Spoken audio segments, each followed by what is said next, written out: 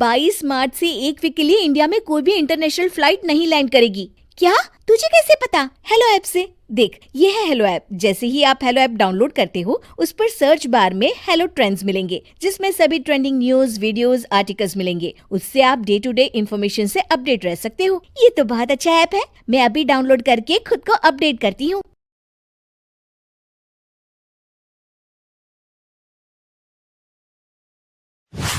सुगंधा और उसकी सास कांता के बीच एक अजीब सी जंग रहती थी। ये जंग थी किचन में कौन ज्यादा अच्छा काम करेगा और घर के सदस्यों के दिल जीतेगा। और उनकी इस जंग में हमेशा कुर्बान होते थे उनके दोनों पति। कैसे? आइए देखते हैं इस किचन पॉलिटिक्स की कहानी में। एक दिन किचन में, माँ जी, आज मैं बना रही हूँ मेथी की सब्जी। इस खाने से घर वालों के पेट की सारी समस्या खत्म हो जाएगी। और मैं बना रही हूँ तड़के वाली छाछ, जिसे पीते ही गैस की समस्या कभी नहीं होगी। दोनों अपने अपने खाने को लेकर टेबल पर पहुंच जाती हैं। तभी सुगंधा के ससुर उसकी बनाई सब्जी की तारीफ कर देते हैं। अरे वाह, मेथी की सब्जी भी बनी है, बड़ी ही स्वादिष्ट है। वाह बहू वाह। अरे बहू, लेकिन इसमें इतनी सारी मेथी बर्बाद करने की क्या जरूरत थी?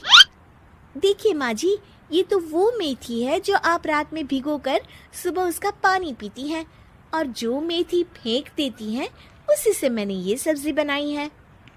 अरे वाह बहू, तुमने तो बड़ा ही समझदारी का काम किया। बस अब क्या था। कांता जी का तो मानो ये सुनकर खून ही सूख गया। वो फैसला कर लेती है कि किसी भी तरह वो अपने खाने की तारीफ लेकर ही रहेगी और सुगंधा को किचन में उसकी कमियां गिनाएगी। कांता फ्रिज खोलकर देख रही होती है और फिर सुगंधा से कहती है, अरे बहू, ये क्या, पूरा फ्रिज गंदा पड़ा है। तभी वहां सुगंधा का पति आ जाता है। वो सुगंधा को डांट कर कहता है, सुगंधा, तुम्हें कितनी बार कह रखा है कि वायरस फैल रहा है, साफ सफाई का पूरा ख्याल रखना है, लेकिन तुम किचन में इतनी गंदगी रखोगी तो कैसे चलेगा। सुगंधा सास की तरफ देखती है, जहां वो मुस्कुरा रही होती है। सुगंधा समझ जाती है कि सास ने उससे बदला लेने के लिए ये सब किया है। दोनों रात के खाने की तैयारी में लग जाती हैं। दोनों ना एक दूसरे की तरफ देखती हैं और ना ही एक दूसरे से बातें करती हैं। रात को खाने की टेबल पर एक एक कर दोनों कई तरह के अलग अलग व्यंजन टेबल पर लगा देती हैं और अपने अपने पति के पास जाकर खड़ी हो जाती हैं। अरे खाइए जी खाइए, मैंने बड़ी मेहनत से बनाया है। प्लेट में वो खाना डालती हैं। सुगंधा भी दोनों की प्लेट में खाना डालते हुए कहती है, बड़ी ही मेहनत लगी है इस खाने को बनाने में। हाँ, दोनों को ना चाहते हुए भी सारा खाना खाना पड़ता है। कहीं दही तो कहीं मलाई तो कहीं मसाला। और इन सब के बाद दोनों बड़ी ही मुश्किल से अपने कमरे में सोने जाते हैं।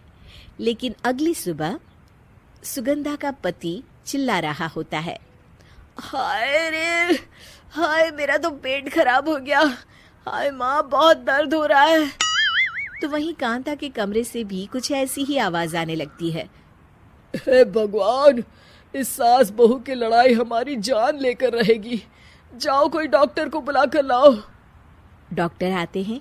दोनों को देखकर कांता और सुगंधा से कहती हैं, देखिए, आप दोनों इन्हें खाने में हल्का ही दीजिएगा। हो सके तो रात का खाना जल्दी खाया करे और वॉक किया करे। इतना कहकर डॉक्टर वहां से चले जाते हैं। जिसके बाद एक बार फिर से दोनों बहुएं किचन में जाती हैं और खाना बनाने में लग जाती हैं। रात में खाने के टेबल पर दोनों एक बार फिर से खाना लगाने लगती है। पापा जी, मैंने ये पतली मूंग की दाल की खिचड़ी के साथ ये पापड़ और पुदीने की चटनी भी बनाई है। अरे बहू, अभी अभी बेचारे पेट की बीमारी से गुजरे हैं, इतना भारी खाना तो डॉक्टर ने भी मना किया है ना। देखिए, मैंने आप दोनों के लिए सूप बनाया है। और दोनों उन लोगों की प्लेट में खाना डालने लगती हैं। तभी दोनों एक साथ बोल पड़ते हैं, बस करो, हमें माफ करो, हमें नहीं खाना इस घर में ना खिचड़ी और ना ही सूप। हम इंसान हैं, एक वक्त में एक ही खाना खा सकते हैं। बस करो, हमें माफ करो, हमें नहीं खाना इस घर में। ना खिचड़ी और ना ही सूप। हम इंसान हैं, एक वक्त में एक ही खाना खा सकते हैं। इतना कहकर वो दोनों वहां से चले जाते हैं। कहानी का अंत। आप लोग उम्मीद कर रहे होंगे कि अंत में सब ठीक हो जाएगा।